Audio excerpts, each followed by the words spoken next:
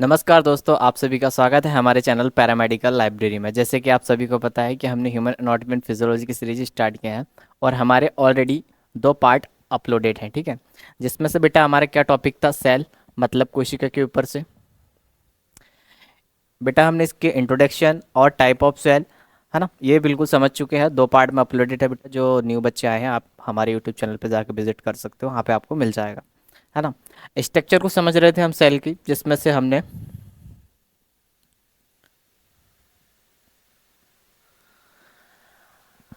Atom से start किए थे, है ना। एटम्स भी अपना हो चुका था। ग्रुप ऑफ एटम्स अपना बना था क्या, मॉलिक्यूल, ये भी अपन ने देख चुके हैं। ग्रुप ऑफ मॉलिक्यूल अपना बना था क्या, मैक्रोमोलिक्यूल, ये भी अपना चल रहा था, है ना। और इसमें से हमारा क्या है, डीएनए। डीएनए के थ्रू कैसे आरएनए बना, ये भी मैंने आपको बता चुका हूँ। लेकिन आज की वीडियो में और बता दूंगा जो आज आरएनए की संरचना को समझने के लिए है, आरएनए के बारे में, ठीक है। इसके बाद अपन क्या बेटा ऑर्गेनेल में चले जाएंगे, ठीक है। कोशिका, कोशिकीय अंग। सो स्टार्ट करते बेटा। अगर किसी को बेटा नोट्स चाहिए तो आप मेरे को कमेंट सेक्शन में बता देना, मैं आपको दे दूंगा, है ना। हिंदी प्लस इंग्लिश में लेके आया हूँ। जिसको इंग्लिश नहीं समझ आती बेटा तो अपन हिंदी में उसको क्लियर कर लेंगे।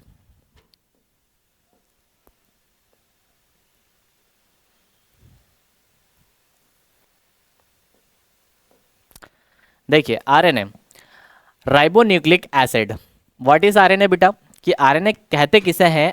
RNA is a nucleic acid that carries genetic information from DNA and helps in protein synthesis. RNA एक न्यूक्लिक एसिड है। न्यूक्लिक एसिड मतलब बेटा ये क्या, जो हमारी डीएनए की क्या जेनेटिक इन्फॉर्मेशन होती है, आनुवांशिक जानकारी, उनको क्या करता है, एक प्रकार से प्रोटेक्ट करता है, जो आगे की प्रोसेस में क्या करते हैं, मदद करते हैं प्रोटीन सिंथेसिस में, है ना। उसको आगे समझेंगे हम। ये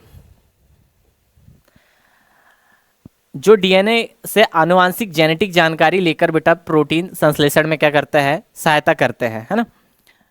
अब बात करते हैं बेटा RNA, type of RNA, RNA के प्रकार के बारे में कि आरएनए कितने टाइप्स के होते हैं। देखिए ये 3 टाइप्स के होते हैं। सबसे पहले क्या अपना एमआरएनए होता है, जिसे अपन मैसेंजर आरएनए कहते हैं। थर्ड होता है अपना क्या, टीआरएनए, ठीक वो सॉरी सेकंड है टीआरएनए, जिसे अपन क्या ट्रांसफर आरएनए कहते हैं। और थर्ड होता है अपना क्या आरआरएनए, जिसे अपन राइबोसोमल आरएनए कहते हैं।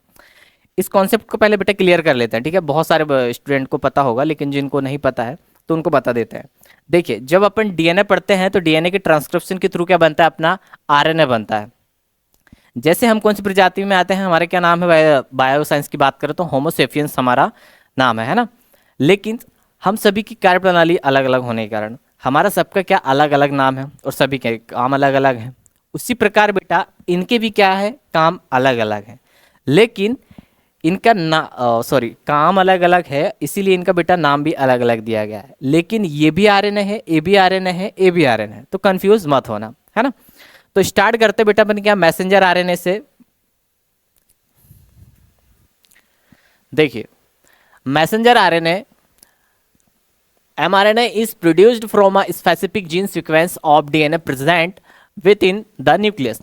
बेटा जो मैसेंजर आरएनए का निर्माण कहाँ होता है, हमारे न्यूक्लियस में एक स्पेसिफिक जीन सीक्वेंस से ट्रांसक्रिप्शन प्रोसेस के थ्रू हमारे किसका मैसेंजर आरएनए का निर्माण होता है ना।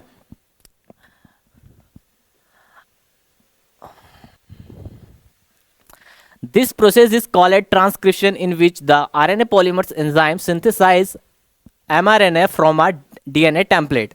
यह प्रक्रिया क्या कहलाती बेटा, ट्रांसक्रिप्शन कहलाती, जैसे मैंने बताया, जिसके थ्रू क्या हमारा mRNA बनता है, जिसमें क्या RNA polymerase enzyme DNA template से मैसेंजर आरएनए का सिंथेसिस करता है ना। देखिए transcription factors help in bringing RNA polymerase to the promoters. जो आरएनए पॉलीमर्स, थर्ड बेटा यहाँ पे ये थर्ड नहीं आएगा, ठीक है, सेकंड कर लेना ये, है ना। यहाँ आरएनए पॉलीमर्स सेकंड बेटा क्या इसमें को प्रोमोटर तक लाने में क्या ट्रांसक्रिप्शन फैक्टर मदद करते हैं। इसको एक बार मैं आपको डायग्राम से समझाता हूँ, है ना, पूरा क्लियर हो जाएगा। जब हमारे कोशिका सेल के अंदर जाते हो बेटा तो आपको क्या न्यूक्लियस के अंदर हमारे क्या मिलता है, डीएनए मिलता है ना। उसी डीएनए में बेटा आरएनए पॉलीमर्स नाम का एक एंजाइम होता है जो बाइंड होता है। कहाँ पे बाइंड होता है, जीन के जो क्या बोलते हैं प्रोमोटर रीजन जो होता है ना, वहां पर बेटा क्या ये बाइंड होता है। कौन सा, प्रोमोटर वाला एक रीजन होता है, यहाँ लिख देता हूँ।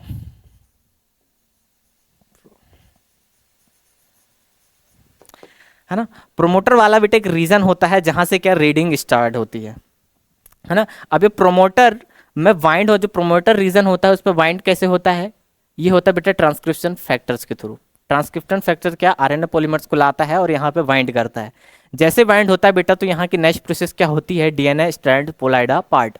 इसमें क्या होता है कि ये जो बीच वाला भाग होता है, ठीक है, जो नाइट्रोजन रेत होता है बेटा वो क्या खुल जाता है ना। और नेक्स्ट प्रोसेस क्या होती है फिर, डायरेक्शन ऑफ रीडिंग। एक डायरेक्शन में क्या करता है बेटा, ये रीड करता है। इसकी जो डायरेक्शन की रीडिंग प्रोसेस होती है बेटा वो क्या 5 से 3 की डायरेक्शन में रीड करता है ना, 5 से 3। और उसी डायरेक्शन में क्या इसका निर्माण करता है, मैसेंजर आरएनए का। किससे, 5 से 3 के डायरेक्शन में। और जो अपना डीएनए होता है बेटा ये किसके डायरेक्शन में होता है, 3 से 5 के डायरेक्शन में होता है ना, तो कंफ्यूज मत होना। डायरेक्शन ऑफ रीडिंग मैंने बता दिया कि यहाँ से क्या बेटा ये डायरेक्शन रीड करेगा और रीडिंग के थ्रू क्या बनाएगा, अपना आरएनए पॉलीमर्स जो होता है किसका निर्माण करेगा, हमारा मैसेंजर आरएनए का निर्माण करेगा। ठीक है, ये क्लियर हुआ अपना टॉपिक। अब आगे बात करते हैं, the function of a transcription factor is to recognize the promoter region of DNA. RNA polymers binds to the promoter of DNA. देखिए, ट्रांसक्रिप्शन फैक्टर का काम डीएनए के प्रोमोटर रीजन को पहचानना होता है, जैसे कि मैंने अभी बताया था ना। पहचानने के बाद आरएनए पॉलीमर्स को डीएनए के प्रोमोटर पर क्या करता है बेटा, बाइंड करता है। देन क्या होता है, डीएनए की 2 स्ट्रैंड खुलती है ना, स्ट्रैंड खुलती है। RNA polymerase read the template strand, only then does mRNA formation begin. RNA polymerase बेटा टेम्पलेट स्ट्रैंड को पढ़ता है और क्या मैसेंजर आरएनए का निर्माण मतलब बनाना शुरू कर देता है। इतना क्लियर हुआ। अब आगे बात करते हैं। ओके बेटा, ये अपना क्या मैसेंजर आरएनए बना था, ठीक है। अब ये कहाँ आगे जाके कहाँ, न्यूक्लियर पोर के थ्रू हमारे साइटोप्लाज्म में जाता है प्रोटीन सिंथेसिस की प्रोसेस में पार्टिसिपेट करने के लिए। लेकिन इसमें एक बीच में बेटा क्या एक प्रोसेस होती है, उसे समझो।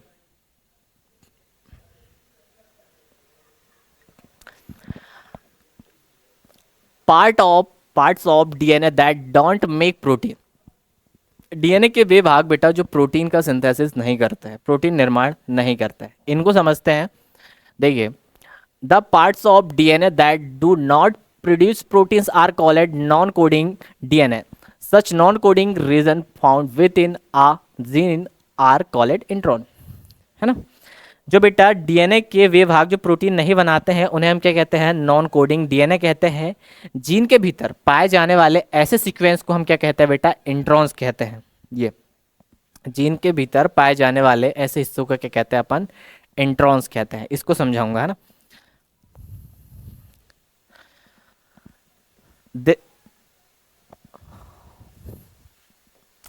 These parts do not directly take part in protein formation, but they play a very important role in gene regulation. They formation like regulatory switches of the cell. ये भाग बेटा सीधे प्रोटीन सिंथेसिस के में क्या पार्टिसिपेट नहीं करते हैं, लेकिन एक महत्वपूर्ण काम करते हैं कि जीन रेगुलेशन में इनका एक बहुत महत्वपूर्ण योगदान होता है। जीन रेगुलेशन मतलब बेटा एक प्रकार से जीन को कंट्रोल करना। जैसे कि इस क्लास का कंट्रोल मेरे हाथों में है कि इसे कब ओपन ऑन करना है, कब इसे बंद करना है, ठीक है, ऑन ऑफ, ये इनका काम होता है। ये हिस्से सेल के रेगुलेटरी स्विच की तरह कार्य करते हैं, जैसे कि मैंने अभी बताया। ओके, आगे बात करते हैं। During transcription this is region are included in the RNA. जो बेटा जैसे मैंने बताया था,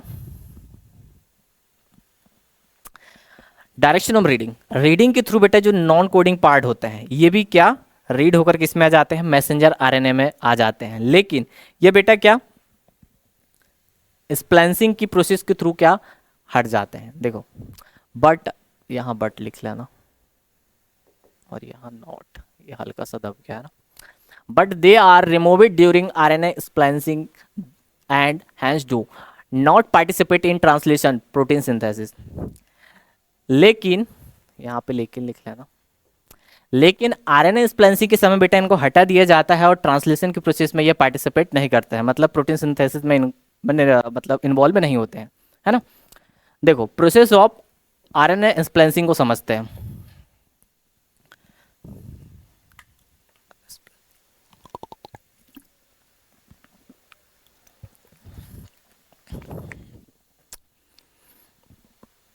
प्रोसेस ऑफ आरएनए स्प्लाइसिंग, जो हमारा मैसेंजर आरएनए बनता है बेटा वो क्या होता है, प्री एमआरएनए होता है ना, कार्य करने लायक नहीं होता है। इसमें एक प्रोसेस होती है, 3 के डायरेक्शन बना था ना। इसमें क्या बेटा, जो एक्सोन वाला पार्ट दिख रहा है आपको, ये एक्सोन और ये एक्सोन, ये बीच में क्या होता है बेटा, इंट्रॉन्स होते हैं, है ना। एक्सोन एक्सोन एक्सोन मतलब बेटा जो क्या प्रोटीन सिंथेसिस की जानकारी को कोड करके रखते हैं, लेकिन जो एक्स्ट्रा सीक्वेंस होते हैं उन्हें हम इंट्रॉन्स कहते हैं, जो इनको क्या हटा देते हैं। अब हटते कैसे हैं देखो, इसमें बेटा पहले क्या प्रोसेस आती है, SNRNP, इसका मतलब होता है स्मॉल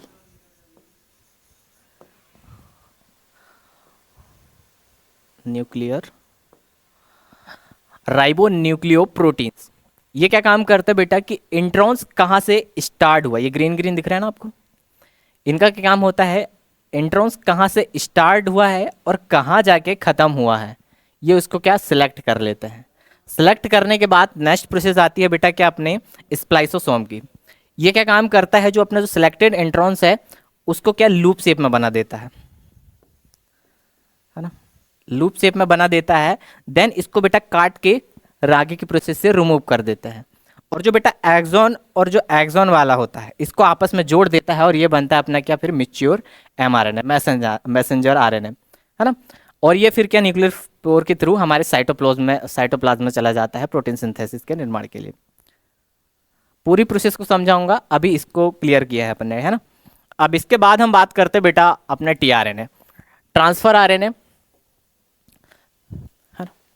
देखो tRNA is also made inside the nucleus from specific gene sequence of DNA through a process called transcription। देखिए tRNA का निर्माण भी बेटे न्यूक्लियस की एक डीएनए एक स्पेसिफिक जीन सीक्वेंस से होता है ना, उस सीक्वेंस से होता है, और ट्रांसक्रिप्शन की प्रक्रिया के ही द्वारा होता है, जैसे कि मैंने मैसेंजर आरएनए में हुआ था, है ना। ये ट्रांसक्रिप्शन प्रक्रिया बेटा आप सभी को समझ आ गया होगा, लेकिन नहीं आया होगा तो इसको और एक अच्छा एग्जाम्पल समझाता हूँ, है ना। मान लो ये क्या है, ये बुक है एग्जाम्पल, है ना, लेकिन इसको मान लो आप क्या डीएनए है और मैं कौन हूँ, आरएनए पॉलीमर्स हूँ, ठीक है। मैं इससे क्या बाइंड हुआ, बाइंड होने के बाद मैं क्या करूँगा बेटा, इसे एक सीक्वेंस में क्या करूँगा, रीड करूँगा। हर डीएनए में अलग अलग जीन होते हैं, सबके अलग अलग काम होते हैं, मतलब अलग अलग प्रोटीन का सिंथेसिस करते हैं। अब एक जीन ये है, ये मान लो एक क्या है, इंसुलिन जीन है ना, जो क्या इंसुलिन प्रोटीन को बनाएगा, और वही प्रोसेसिंग के थ्रू वही प्रोटीन इंसुलिन हार्मोन में बदल जाएगा।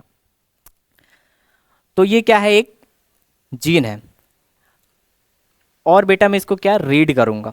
रीडिंग ऐसे करूंगा, एक सीक्वेंस में करूंगा, जैसे मानव शरीर रचना क्रिया विज्ञान, एक सीक्वेंस में करूंगा, एक लाइन पे करूंगा, है ना। और देन मेरे थ्रू क्या आप क्या करोगे, कॉपी करोगे। आप कहाँ कॉपी करोगे, अपने काफी में, और काफी को क्या समझ लो आप, मैसेंजर आरएनए। जो बीच में आपने जब बात हुई ना बेटा, ये क्या कहलाता है, ट्रांसक्रिप्शन, जिसके थ्रू आपने कॉपी किए हो, है ना। तो इसमें आप डाउट नहीं रहा, है ना, ये क्लियर हो चुका। सेम प्रोसेस होगी बेटा, आगे बढ़ते हैं। After transcription tRNA goes through processing. जो बेटा ट्रांसक्रिप्शन के द्वारा जो टीआरएनए बनता है उसमें क्या प्रोसेसिंग होती है, और जिसके कारण इसका क्या फाइनल 3 डायमेंशनल स्ट्रक्चर बनता है ना।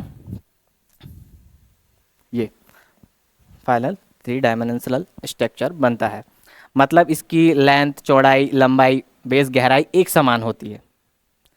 पूरी प्रोसेस को समझाऊंगा, पहले थ्योरी पढ़ लेते हैं।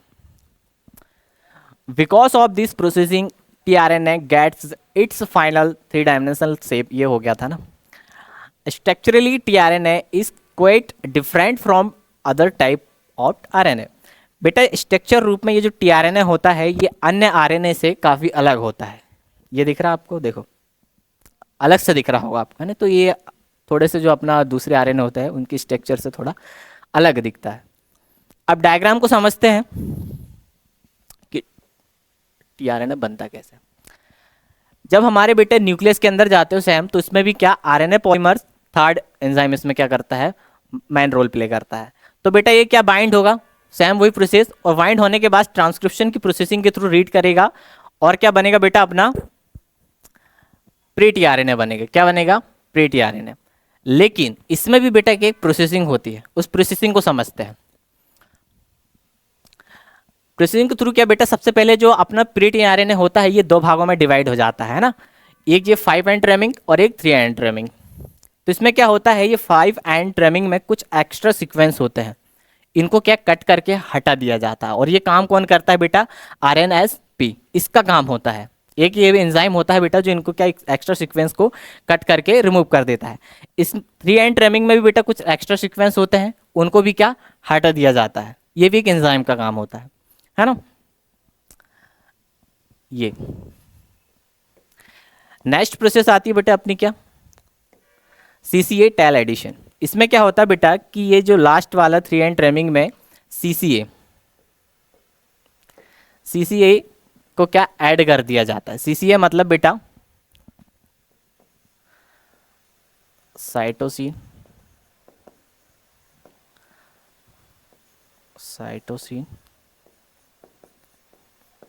और ए का मतलब होता है बेटा एडेनिन, है ना।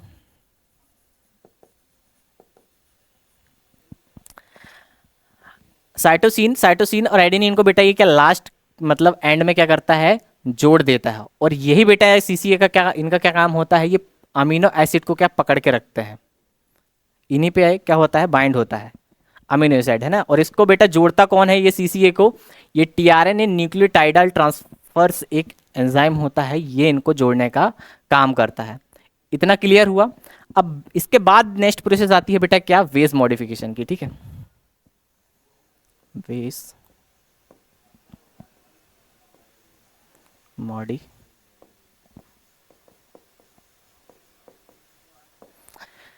वे ठीक है, वेज मॉडिफिकेशन। इसमें बेटा ये दिख रहा है आपको, स्यूडो यूरिडीन, डाईहाइड्रोयूरिडीन, मैथिलेशन और मॉडिफाइड ग्वानिन, ये चेंजेस होते हैं। इनका क्या काम होता है बेटा, ये टीआरएनए को क्या स्टेबल रखते हैं, है ना। टीआरएनए को क्या फोल्ड होने में मदद करते हैं, फोल्डिंग में मदद करते हैं। और क्या टीआरएनए को बेटा राइबोसोम पर फंक्शन देते हैं, है ना। ये इनका काम होता है। देन फोल्डिंग के थ्रू बेटा अपना क्या बनता है, फिर ये चारों मॉडिफिकेशन होते हैं और क्या बनता है अपना मिच्योर आरएनए, है ना। ये अमीनो एसिड यहाँ पर हो गया, ये साइटोप्लाज्म में होता है जब, लेकिन अपन यहाँ पे जनरेट कर रहे थे बेटा तब ये यहाँ पर आ गया, है ना। इसको समझ लेते हैं। ये अपना क्या बना, टीआरएनए, मिच्योर टीआरएनए। और देन ये क्या होगा बेटा, ये भी कहाँ चला जाएगा, साइटोप्लाज्म में। इतना क्लियर हुआ। साइटोप्लाज्म में ये अपना राइबोसोम एटीएस का यहाँ पर फंक्शन करने के लिए चला जाएगा, है ना। इसके कार्य को समझ लेंगे फिर बात। पहले अभी मैं बता रहा बेटा कि इसके फॉर्मेशन कैसे होता है, लेकिन प्रोटीन सिंथेसिस कैसा होता है इसके भी अपन ट्रांसलेशन की प्रोसेस के थ्रू समझेंगे, वो इसके बाद आगे, है ना। तो कोई भी कंफ्यूज मत होना। It contains at anticodon loop, है ना। इसमें बेटा एंटीकोडन लूप उपस्थित होता है। क्या होता है, एंटीकोडन लूप उपस्थित होता है। डायग्राम कहाँ गया, ये एंटीकोडन लूप उपस्थित होते हैं।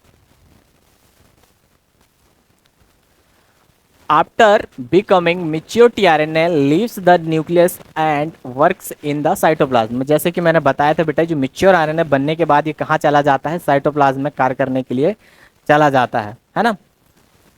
आरएनए का मुख्य कार्य की बात करें बेटा,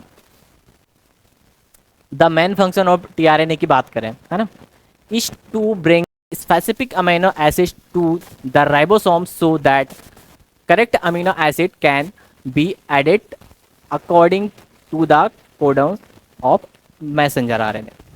इसका क्या काम होता है बेटा, जी स्पेसिफिक अमीनो एसिड को राइबोसोम तक क्या लाता है, ताकि एमआरएनए के कोडन के अनुसार सही अमीनो एसिड को क्या जोड़ा जा सके। अमीनो एसिड जोड़ा जा सकते हैं, जोड़ने के बाद क्या बेटा ये प्रोटीन का निर्माण होगा। कैसे होगा, ये ट्रांसलेशन में आएगा। अब बात करते हैं बेटा क्या आरएनए के बाद, आरआरएनए के बाद, राइबोसोमल आरएनए जिसे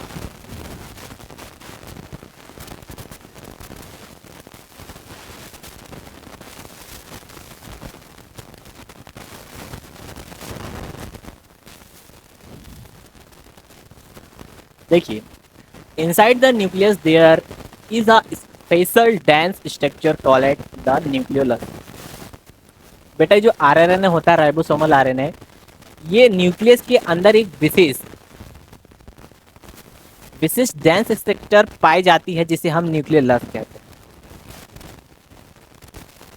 हमारे न्यूक्लियस के अंदर एक विशिष्ट डेंस स्ट्रक्चर होती बेटा, इसे ही हम क्या कहते हैं, न्यूक्लियोलस कहते हैं। डेंस स्ट्रक्चर बोले तो बेटा मान लो एक गुथा हुआ भाग जिसे हम बोल सकते हैं, है ना। ये the nucleolus is exactly made of a highly condensed chromatin network. बेटा वास्तव में हम बात करें तो ये जो न्यूक्लियस होता है वो हाईली कॉन्डिनेस्ड क्रोमोटीन नेटवर्क से बना होता है। ये हाईली कॉन्डिनेस्ड की बात करें बेटा, जैसे कि एक किताब है, ये पुस्तक है, ये बिल्कुल के गुथी हुए, इसको एक बिल्कुल कसकर पकड़ा हुआ है ना, ऐसे। Specific gene sequence present in rDNA produce rRNA through the process of transcription. यह यहाँ पर बेटा उपस्थित डीएनए को हम राइबोसोमल डीएनए कहते हैं, है ना, राइबोसोमल डीएनए कहा जाता है। आरडीएनए में मौजूद स्पेसिफिक जीन सीक्वेंस ट्रांसक्रिप्शन के द्वारा क्या आरआरएनए का निर्माण होता है।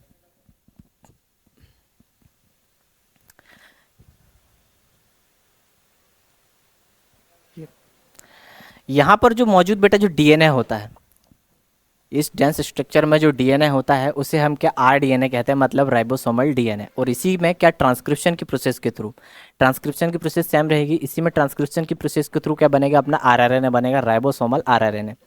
अब बनता कैसे है उसको समझते हैं। जैसे बेटा आप अपने क्या न्यूक्लियस में जाते हो तो यहाँ पर क्या डीएनए जो होता है इसमें क्या आरएनए पॉलीमर्स फर्स्ट काम करता है।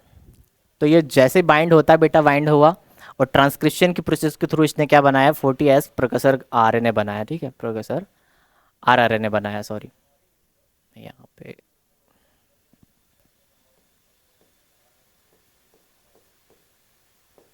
आरआरएनए बनाया। लेकिन बेटा इसमें भी क्या होती है, प्रोसेस होती है, प्रोसेसिंग होती है, उसको समझो। ये 47 एज प्रोकेसर आरएनए होता है आरआरएनए बेटा, ये क्या छोटे छोटे भागों में क्या डिवाइड हो जाता है। पहला क्या होता है अपना एस आरआरएनए में, और एक 5.8S आरआरएनए में, और अपना थर्ड 28S आरआरएनए में। लेकिन ये जो बेटा 5S आरआरएनए होता है ये यहाँ से नहीं बनता, ये दूसरे जीन से आरएनए पॉलीमर्स थर्ड की प्रोसेसिंग के थ्रू बनकर आता है, कहाँ, न्यूक्लियस में, और इस प्रोसेसिंग में क्या शामिल होता है, प्रोसेस में, ठीक है। होता क्या है बेटा देखो, अच्छा बेटा ये 40S मतलब बेटा इसको समझ लेते हैं, इसका मतलब ये नहीं होता कि इसका वेट इतना होगा या फिर इतने न्यूक्लियोटाइड से मिलकर बना होगा, इसका मतलब ये नहीं होता है। देखो शेप्ड वर्ग यूनिट, एस का मतलब होता है शेप्ड वर्ग यूनिट, एक यूनिट ऑफ सेंडिमेंटेशन है ना। जैसे कोई मॉलिक्यूल या कोई पार्टिकल किसी सेंट्रीफ्यूग में कितनी तेजी से नीचे बैठता है, ये उसको दर्शाता है ये संख्या।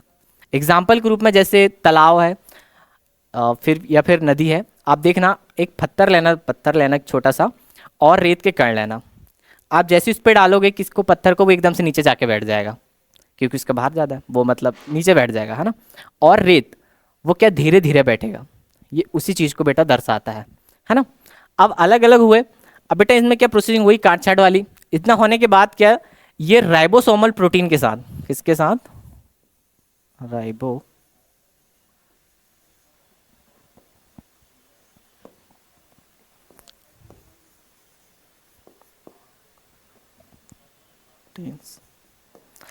राइबोसोमल प्रोटीन के साथ मिलकर किसका निर्माण करते हैं बेटा, ये अकेला आरआरएनए ये 40S स्मॉल सब यूनिट्स का निर्माण करता है।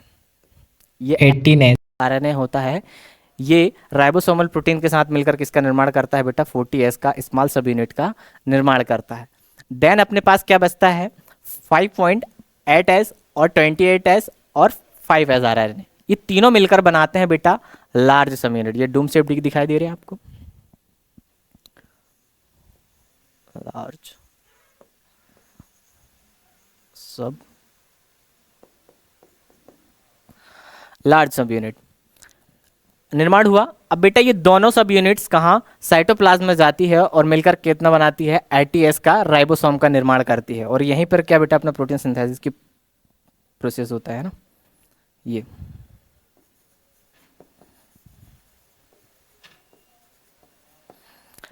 आईटीएस का राइबोसोम का निर्माण करता है। यहाँ प्रोटीन सिंथेसिस की प्रोसेस होती है, इसको अपन ट्रांसलेशन की प्रोसेस जब पढ़ेंगे बेटा तब इसको अपन क्लियर कर लेंगे, है ना।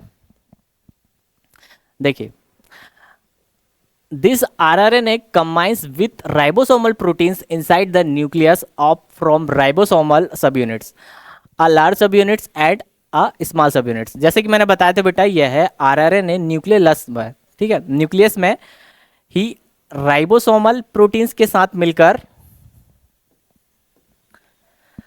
राइबोसोमल सबयूनिट्स का निर्माण करती है। कौन सी, एक लार्ज सबयूनिट और स्मॉल सबयूनिट्स को बनाता है। देन क्या होता है, this ribosomal subunits later move to the cytoplasm and join together to from a functional ribosome. ये राइबोसोमल सबयूनिट्स बाद में बेटा साइटोप्लाज्म में जाकर क्या फंक्शनल राइबोसोम का निर्माण करती है, जैसे कि मैंने बताया था, है ना। Ribosome, the ribosome is the main site of protein synthesis translation, therefore rRNA is essential for protein formation। वास्तव में कहा जाए बेटा तो राइबोसोम प्रोटीन सिंथेसिस का एक मुख्य स्थल होता है, साइट ऑफ ट्रांसलेशन। इसीलिए इसे क्या, इसलिए आरआरएनए प्रोटीन फॉर्मेशन के लिए अत्यंत आवश्यक होता है। ये प्रोसेस अपनी कंप्लीट हुई। देन इसके बाद हम बात करेंगे बेटा ट्रांसलेशन। ये प्रोसेस अब बेटा हम कहाँ, साइटोप्लाज्म में आ चुके हैं, है ना। अपना मैसेंजर आरएनए बना, मैसेंजर आरएनए भी अपने न्यूक्लियस से बाहर साइटोप्लाज्म में आ चुका है, टीआरएनए भी आ चुका है ना। और आरएनए ने क्या प्रोटीन्स के साथ मिलकर राइबोसोम का निर्माण कर चुका है। राइबोसोम भी कहाँ जाएगा बेटा, अपने साइटोप्लाज्म में। नेक्स्ट प्रोसेस क्या होती है अपनी, ट्रांसलेशन की, है ना। ट्रांसलेशन की प्रोसेस जिसके थ्रू क्या अपना प्रोटीन का सिंथेसिस होता है। और वही प्रोटीन आगे चलकर किसमें बदलता है बेटा, जैसे कि अलग अलग कोशिकाओं में अलग अलग वर्क करता है। अगर हम मेलानोसाइट सेल है तो वहाँ पर क्या मेलेनिन पिगमेंट बनाएगा, यही हमारी स्किन को क्या कलर देता है। अगर पैनक्रियाटिक सेल है तो वो क्या बनाएगा, इंसुलिन हार्मोन बन जाएगा। तो इस प्रोसेस को बेटा अपन नेक्स्ट वीडियो में समझेंगे। वीडियो काफ़ी लॉन्ग हो चुका है। अगर आपको वीडियो अच्छा लगा हो तो प्लीज़ कमेंट में जरूर बताइएगा, और जो भी अपने मेडिकल फ्रेंड होंगे उनको शेयर जरूर करिएगा, क्योंकि बेटा मेरे लिए आपका सपोर्ट बहुत ज़रूरी है। मिलते हैं नेक्स्ट वीडियो में, जब तक के लिए बाय बाय।